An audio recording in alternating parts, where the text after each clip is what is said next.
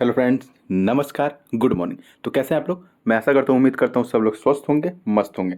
ठीक है। तो यहाँ पे डेली करंट अफेयर मैं लाता हूँ, वो भी मैप के साथ। और यहाँ पे इम्पोर्टेंट न्यूज़ देखेंगे। ठीक है, वो भी कम समय में। जो भी इम्पोर्टेंट न्यूज़ है वो यहाँ पे मैं आपको बता दूंगा। ओके। तो मैं आपका स्वागत करता हूँ सीएस के सीएम क्लासेज में। और उससे पहले मैं आपसे एक प्रश्न पूछता हूँ। इसका जवाब आपको अंदर मिलेगा, वीडियो में मिलेगा। ठीक है। तो प्रश्न है कि हाल ही में किस देश ने दृष्टिबाधितों लोगों के लिए, यानी कि दिव्यांग लोग हैं जो देख नहीं सकते हैं, उनकी बात हो रही है। तो हाल ही में किस देश ने दृष्टिबाधित लोगों के लिए शूटिंग आसान करने के लिए, यानी कि निशानेबाजी आसान करने के लिए एक डिवाइस का निर्माण किया है। ठीक है। तो ये बताना है कौन सा देश ने ऐसा किया है। तो ये सब आपको मिलेगा वीडियो के बीच में ही मिलेगा, मतलब वीडियो में ही मैं बताऊंगा इसके बारे में। तो चलिए देर न करते हुए शुरू करते हैं आज की क्लास और देखते हैं आज आपको क्या नया सीखने को मिलता है। ठीक है। तो चलिए शुरू करते हैं। आज 28 अगस्त है। तो देखते हैं आपको क्या आज नया सीखने को मिलता है। यहाँ पे आपको पहला प्रश्न है कि अभी हाल ही में जो वर्ल्ड यूनिवर्सिटी गेम हुआ है, आपको पता है कि वर्ल्ड यूनिवर्सिटी गेम हुआ है अभी हाल ही में। तो ये इसका आयोजन कहाँ हुआ है ये आपको बताना है। सीधी सी सिंपल सी बात है, इसका आयोजन कहाँ हुआ है ये आपको बताना है। क्यों? क्योंकि अभी जो मन की बात जो आता है ना, प्रधानमंत्री नरेंद्र मोदी जो मन की बात लाते हैं हर महीने के लास्ट में, तो वो मन की बात कार्यक्रम आ चुका है और उसमें प्रधानमंत्री ने वर्ल्ड यूनिवर्सिटी गेम का उल्लेख किया था, इसलिए मैं इसको यहाँ पे बता रहा हूँ। तो अभी हाल ही में वर्ल्ड यूनिवर्सिटी गेम का आयोजन कहाँ किया गया ये आपको बताना है। तो इसका सही जवाब है चाइना में। चाइना में एक चेंगदू नामक शहर है, वहाँ पे इसका आयोजन किया गया है। और इसे हम पूरा कहते हैं फिशु वर्ल्ड यूनिवर्सिटी गेम। ठीक है। तो ये विश्व में जो विश्वविद्यालय हैं उनको लेकर ये गेम कराया जाता है और इसमें भारत का अब तक का सबसे अच्छा प्रदर्शन रहा है इस बार। ठीक है। तो इसलिए ये पूछा जा रहा है। भारत ने जैसे कि इसमें प्रदर्शन करते हुए 7वां स्थान हासिल किया है। ठीक है। इंडिया 7वां स्थान यहाँ पे हासिल किया है। भारत ने 11 गोल्ड जीते हैं। भारत ने कितने? 11 गोल्ड जीते हैं, 5 सिल्वर जीते हैं और 10 ब्रॉन्ज मेडल यहाँ पे जीते हैं। ठीक है। और सबसे नंबर 1 पे पूछे तो यहाँ पे चाइना दिखाई देगा आपको सबसे नंबर 1 पे, जिसने 90 गोल्ड अपने नाम किए। ठीक है। हमारा भी समय आएगा। अभी तो हम यहाँ 7वें नंबर पे आए हैं। कुछ दिन में यहाँ पे आपको देखने को मिलेगा कि हम चौथे नंबर पे हैं, कुछ दिन में दूसरे नंबर पे, तो किसी दिन पहले नंबर पे तो जरूर जाएंगे। ठीक है। तो इस बात को ध्यान रखेंगे। वर्ल्ड यूनिवर्सिटी गेम्स का आयोजन कहाँ किया गया था? चाइना के चेंगदू नामक शहर में। ठीक है। यहाँ पे मैप भी दिखा देता हूँ मैं आपको। ये देखिए, ये पूरा विश्व का मैप है। अपना सुंदर भारत है, इसके नॉर्थ में जाएंगे तो चाइना दिखाई देगा। और ये चाइना में ना, यहाँ पे दिखाई देगा आपको चेंगदू शहर। ठीक है। ये चेंगदू शहर है जो यांगसी नदी के आसपास ही देखने को मिलेगा, इसके किनारे ही देखने को मिलेगा चेंगदू शहर। इस बात को ध्यान रखेंगे। ये है चाइना। ठीक है। जिसकी राजधानी है बीजिंग। आगे चलिए, आगे अगले प्रश्न की तरफ।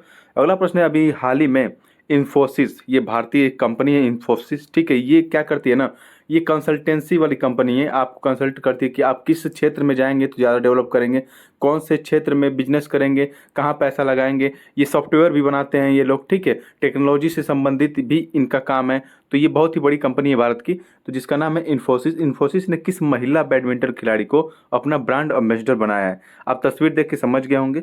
ठीक है। ये तो कम से कम समझ ही गए होंगे कि ये साइना नेहवाल तो नहीं है। ठीक है। ये भी समझ गए होंगे कि ये पीवी सिंधु तो नहीं है। तो हो सकता है ये दोनों में से एक कोई है। ठीक है। तो इसका सही जवाब है ऑप्शन सी, ईगा स्वितेक। ये है ईगा स्वितेक। और ईगा स्वितेक को अभी हाल ही में इन्फोसिस ने अपना ब्रांड एम्बेसडर नियुक्त किया है। तो इस बात को भी थोड़ा सा ध्यान रखेंगे। इन्फोसिस के बारे में थोड़ा देख लेते हैं यहाँ पे। इन्फोसिस की स्थापना हुई थी 2 जुलाई 1981 में। ठीक है। और ये इंडस्ट्री जो है ना, इंफॉर्मेशन टेक्नोलॉजी से संबंधित कंसल्ट की बात करती है। अभी मैं आपको शुरू में ही बताया था। ठीक है। तो ये रहा इसका न्यूज आर्टिकल। आगे चलते हैं। तेलुगु दिवस हर साल कब मनाया जाता है ये आपको बताना है। हर साल तेलुगु दिवस 29 अगस्त को मनाया जाता है। 29 अगस्त को हर साल तेलुगु दिवस मनाया जाता है। इस बात को ध्यान रखेंगे। यहाँ पे जो 23 अगस्त है ना, इसके बारे में मैं थोड़ा सा आपको यहाँ बताना चाहूँगा। देखिए, 23 अगस्त को हर साल नेशनल स्पेस डे अब मनाया जाएगा। भारत सरकार ने ये अनाउंस किया है कि 23 अगस्त को हर साल हम राष्ट्रीय अंतरिक्ष दिवस मनाएंगे। क्यों मनाएंगे? क्योंकि 23 अगस्त को आपको पता है कि चंद्रयान ने, ठीक है, चंद्रयान थर्ड जो है 23 अगस्त को ही यहाँ पे चंद्रमा के साउथ पोल पे ये सॉफ्ट लैंडिंग किया है। इस बात को ध्यान रखेंगे। तो इस दिवस को, इस दिन को स्मरणीय यानी कि यादगार बनाने के लिए ही हर साल राष्ट्रीय स्पेस डे यानी कि राष्ट्रीय अंतरिक्ष दिवस मनाया जाएगा 23 अगस्त को। ठीक है। आगे चले अगले प्रश्न की तरफ। हाल ही में जारी पोषण जागरूकता सूचकांक जारी किया गया कि कौन सा राज्य सबसे ज़्यादा पोषण देता है अपने यहाँ के लोगों को। तो हाल ही में जारी पोषण जागरूकता सूचकांक में कौन सा राज्य शीर्ष पर था, ये आपको बताना है। तो इसका सही जवाब है पंजाब। पंजाब राज्य शीर्ष पर था पोषण जागरूकता सूचकांक में। ठीक है, आगे चले। तो अभी हाल ही में किसे social entrepreneur of the year का अवार्ड मिला है?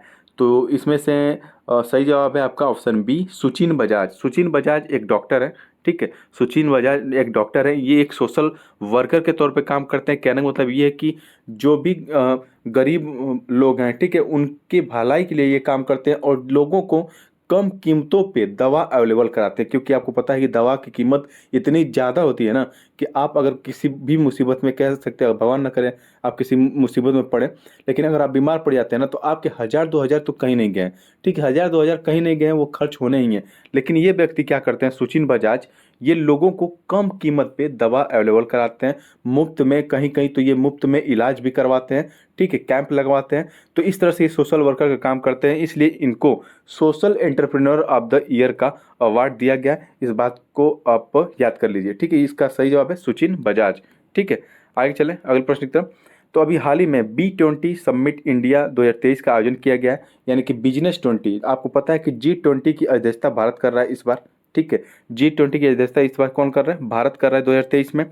तो इसी संबंध में बिजनेस 20 रिलेटेड एक शिखर सम्मेलन कराया गया। वो कहाँ कराया गया? तो ये नई दिल्ली में कराया गया। यहाँ पे बिजनेस से संबंधित जितनी भी आइडिया हैं, लोग यहाँ पे जो दिग्गज हैं, जो बिजनेस करने में दिग्गज लोग हैं, वो आएंगे, कारोबारी यहाँ पे अपना बात रखेंगे, डिस्कस करेंगे कि भारत में उनको किस प्रकार की सुविधा मुहैया कराई जाएगी। क्योंकि यहाँ पे विश्व के बहुत सारे दिग्गज कारोबारी इकट्ठा होने वाले हैं, जहाँ पे ये देखेंगे कि भारत में क्या इन्वायरमेंट है बिजनेस करने के लिए, कहाँ पे डेवलपमेंट ज़्यादा की जा सकती है। और यहाँ के जो अधिकारी है वो लोग भी उनको बताएंगे कि हाँ, आप इस सेक्टर में ज़्यादा निवेश कर सकते हैं। यहाँ पे बहुत ही ज़्यादा युवा हैं जो स्किल्ड हैं, और बहुत जो युवा हैं जो स्किल्ड नहीं, उनको स्किल्ड किया जा रहा है। तो इस तरह से बातें यहाँ पे हो रही हैं बिजनेस 20 समिट में, आप ध्यान रखेंगे। ठीक है, और इसका आयोजन कहाँ किया जा रहा है? नई दिल्ली में किया जा रहा है बिजनेस 20 समिट का आयोजन। आगे चलें अगले प्रश्न की तरफ। द्विवार्षिक त्रिसेवा अभ्यास, यानी कि ये 2 साल में होता है। ठीक है, और ये जैसे कि ना, ये इसका अभ्यास का नाम है ब्राइट स्टार 23। ठीक है, इस बार 2023 में हो रहा है, इसलिए 23 के कहा जा रहा है। इस अभ्यास का नाम है ब्राइट स्टार। सीधे पूछेगा, ब्राइट स्टार अभी हाल ही में किस देश में आयोजित किया गया अभ्यास था? तो इसका सही जवाब है आपका मिस्र। मिस्र, जिसे हम इंग्लिश में इजिप्ट भी कहते हैं। ठीक है, इसे हम इजिप्ट के नाम से भी जानते हैं। तो ब्राइट स्टार जो अभ्यास है ना, वो मिस्र में आयोजित किया जा रहा है, यानी कि इजिप्ट में आयोजित किया जा रहा है। और यहाँ पे भारत की तरफ से भारतीय वायुसेना हिस्सा लेने वहाँ पे पहुँच गई है। ठीक है, अब दिखा देते हैं मैप में मिस्र कहाँ है आपका। ठीक है, ये देख लीजिए, ये देखिए पूरा विश्व का मैप है। ये अपना सुंदर भारत है। इसके साउथ में आएंगे ना तो ये हिंद महासागर दिखाई देगा, और ये वाला हिस्सा जो है ये है अफ्रीका महाद्वीप। ठीक है, अफ्रीका महाद्वीप। और यहाँ पे आपको दिखाई दे रहा होगा इजिप्ट, जिसको मैं जूम करके यहाँ पे दिखा देता हूँ। ठीक है, ये लीबिया है, इसके बगल में इजिप्ट है, और इसकी राजधानी है कायरो। कायरो, या फिर इसको हम कहते हैं काहिरा। ठीक है, यहीं पे ये ब्राइट स्टार जो अभ्यास है ना, यहीं पे होगा, काहिरा में ही होगा। ठीक है, तो काहिरा की लोकेशन यहाँ पे है, देख लीजिए। और ये इजिप्ट की राजधानी है। इधर देखेंगे इजिप्ट जो है ना, जो भूमध्य सागर है, इससे यहाँ पे बाउंड्री शेयर करता है, और इधर देखेंगे तो ये लाल सागर से बाउंड्री शेयर करता है। अब इस जो ब्राइट स्टार है, इसमें भारत तो शामिल हो ही रहा है। ठीक है, भारत तो शामिल हो रहा है, साथ ही साथ इसमें सऊदी अरेबिया भी शामिल होगा, यूएसए भी शामिल होगा, और 1-2 इसमें कंट्री शामिल होने वाली। तो आप ध्यान रखेंगे, ब्राइट स्टार अगर आपसे अभ्यास पूछता है कहाँ आयोजित किया गया था, तो ये यहाँ पे इजिप्ट यानी कि मिस्र में आयोजित किया गया है। ठीक है, आगे चले अगले प्रश्न की तरफ। तो अगला प्रश्न है कि हाल ही में किसे 2022 का सर्वश्रेष्ठ नेशनल स्मार्ट सिटी अवार्ड से सम्मानित किया गया? सर्वश्रेष्ठ नेशनल स्मार्ट सिटी अवार्ड, तो इसका सही जवाब है इंदौर। इंदौर कहाँ पड़ता है? एमपी यानी कि मध्य प्रदेश। ठीक है, मध्य प्रदेश में पड़ता है इंदौर। और इंदौर लगातार ये कई साल से यह स्मार्ट सिटी का अवार्ड जीतता जा रहा है। ठीक है, नेशनल स्मार्ट सिटी का अवार्ड जीतता जा रहा है। भैया दूसरों को भी मौका दो जीतने का। ठीक है, लेकिन जो अच्छा करेगा उसको तो अवार्ड दिया ही जाएगा। ठीक है, चाहे वो बार बार करे चाहे एक बार करे, उसको अवार्ड दिया ही जाएगा। अब कहेंगे सर जी स्मार्ट सिटी क्या होता है? स्मार्ट सिटी का मतलब ये होता है बच्चा कि स्मार्ट सिटी जिस देश में बनती है, या फिर मान लीजिए अगर मान लीजिए शहर में आप रहते हैं, वहाँ की सड़कें कैसी हैं। ठीक है, अगर सड़कें 2 लेन है तो समझ लीजिए ठीक है। वो स्मार्ट सिटी के तहत आ जाता है। अगर सड़कों के बीच में आप देख रहे हैं खंभा लगे हुए हैं, बिजली का खंभा लगा है, कहीं लाइट का खंभा कहीं लगा है, और उस पे से वायर भी उसमें बिछा हुआ है, उसी पे लगा है हुआ है वायर भी, और ठीक है, तो कहीं भी सड़कें खुदी हुई हैं, कहीं खड्डा आपको दिखाई दे रहा है, ठीक है, तो ये सब ना स्मार्ट सिटी में ऐसा होता है कि जो बिजली के वायर होते हैं वो भी नीचे से ही जाते हैं, ठीक है। सबके घरों में नल आपको दिखाई देंगे, वो भी नीचे से ही जाएंगे नल, ठीक है। जगह जगह सड़कें खुदी नहीं रहेंगी, या वहाँ पे डिजिटल तरीके से ज़्यादातर लेन देन होगा, ठीक है। लोग समय से एक मतलब कहने का मतलब समय समय से ऑफिस पहुंचा करेंगे, क्योंकि वहाँ पे इलेक्ट्रिक बसें चलेंगी, ट्रैफिक कम होगा, ट्रैफिक का एक रूल होगा, ठीक है। ये नहीं कि पता चले कहीं पे रेड लाइट, कहने का मतलब ट्रैफिक रूल ही नहीं नहीं कोई ट्रैफिक चौराहा है, इस तरह से कुछ नहीं होगा। अगर स्मार्ट सिटी बनाना है तो स्मार्ट तरीके से वहाँ पे काम होगा, ठीक है। तो आप ध्यान रखेंगे, स्मार्ट सिटी उसे ही कहते हैं जहाँ पे स्मार्ट तरीके से काम हो, ठीक है, जल्दी जल्दी काम हो, भीड़ ना लगे ज़्यादा, मतलब ज़्यादा लेंदी ना हो कोई प्रोसेस हो, ठीक है, जल्दी से काम हो, तो ये स्मार्ट सिटी होता है। और इंदौर इसमें बहुत ही आगे निकल चुका है, तो इसलिए इसको नेशनल स्मार्ट सिटी का अवार्ड दिया गया इस बार, ठीक है। तो इंदौर की लोकेशन यहाँ पे देख लीजिए, ये है अपना सुंदर भारत, और ये है मध्य प्रदेश, मध्य प्रदेश की राजधानी है भोपाल, और यहाँ पे मध्य प्रदेश में ही देखने को मिलेगा आपको इंदौर, ठीक है। आगे चलें अगले प्रश्न की तरफ। केंद्रीय गृह एवं सहकारिता मंत्री श्री अमित शाह सोमवार 28 अगस्त 2023 को कहाँ पश्चिमी क्षेत्रीय परिषद की 26वीं बैठक की अध्यक्षता करने जा रहे हैं, ठीक है। तो ये पश्चिमी क्षेत्रीय परिषद की बात हो रही है, तो इसकी 26वीं बैठक होने वाली है, और कहाँ पे होने वाली है, तो ये गांधीनगर गुजरात में होने वाली है। ये बैठक होगी आपका गांधीनगर गुजरात में। अब कहेंगे ये क्षेत्रीय परिषद क्या होता है सर जी, तो क्षेत्रीय परिषद में आपको बता देता हूँ, इसको इंग्लिश में जोनल काउंसिल बोलते हैं, ठीक है। और अभी तो 5 क्षेत्रीय परिषद थी, लेकिन अभी एक और इसमें क्षेत्रीय परिषद जुड़ी है, तो टोटल कह सकते हैं अभी 6 क्षेत्रीय परिषद हैं, ठीक है। इससे पहले उत्तरी क्षेत्रीय परिषद, मध्य क्षेत्रीय परिषद, पश्चिमी क्षेत्रीय परिषद, दक्षिणी क्षेत्रीय परिषद, पूर्वी क्षेत्रीय परिषद, और अभी एक जुड़ा है पूर्वोत्तर, जिसे लेके अब हो गया टोटल 6 क्षेत्रीय परिषद हो गए हैं। इसमें क्षेत्रीय परिषद में होता क्या है, क्षेत्रीय परिषद मतलब देखिए, यहाँ पे जो ये पश्चिमी क्षेत्रीय परिषद का जो अभी मीटिंग होने वाला है, जो अमित शाह जाके गृह मंत्री हमारे हैं वो इसको होस्ट करेंगे, इसकी अध्यक्षता करेंगे, ठीक है। तो इस देखिए क्षेत्रीय परिषद वाले में यहाँ पे गुजरात आ जा रहा है, इधर महाराष्ट्र वाला इलाका आ जा रहा है पूरा, यहाँ पे दमन और दीव वाला इलाका आ जा रहा है पूरा। तो ये वाला जो एरिया है ना, ये पूरा आ जाएगा, और यहाँ के जो मुख्यमंत्री हैं वो लोग भी यहाँ पे आएंगे।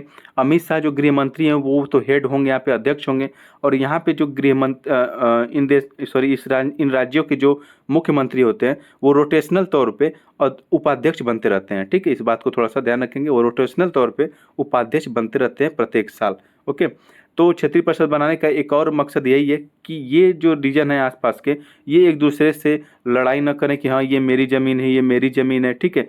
इनमें राष्ट्रीय एकता की भावना बनी रहे, इसलिए भी क्षेत्रीय परिषद का गठन किया गया था, ठीक है। तो अभी ये पश्चिम जो क्षेत्रीय परिषद है इसकी बैठक होने वाली है कहाँ पे, गुजरात के गांधीनगर में। इस बात का ध्यान रखेंगे, और इसकी अध्यक्षता कौन करेगा, जो हमारे गृह मंत्री हैं अमित शाह जी, वो इसकी अध्यक्षता करेंगे गांधीनगर गुजरात में, ठीक है। आगे चलें अगले प्रश्न की तरफ। तो अगला प्रश्न है, भारतीय महिला ब्लाइंड क्रिकेट टीम ने बर्मिंघम में आयोजित international blind sports federation world game 2023 के फाइनल मुकाबले में किस देश को एक तरफा मात दे दी है। तो इसका सही जवाब है ऑप्शन डी, ठीक है, ऑस्ट्रेलिया को इन्होंने हरा दिया है, और ये हमारे देश की ब्लाइंड टीम है। कहने का मतलब ये है कि ये इन लोगों को, इन जो कह सकते हैं खिलाड़ी, ये जो लोग हैं इनको दिखाई नहीं देता, ये लोग अंधे हैं। अब आप सोच रहे होंगे अंधे होकर कैसे खेल सकते हैं, मैं भी वही सोच रहा हूँ कि कैसे, कितना ये टैलेंटेड होते होंगे लोग जो अंधे होने के बावजूद भी क्रिकेट खेल रहे हैं। हालांकि जो नॉर्मल लोग होते हैं उनसे तो थोड़ा सा इनका क्रिकेट ईजी ही होता है, लेकिन फिर भी एक तरह से समझिए कि ये लोग दिव्यांग होते हुए भी कितना साहसीपूर्ण काम करते हैं ये लोग, ठीक है। अपने जीवन को कितना अच्छे से ये लोग एंजॉय करते हैं।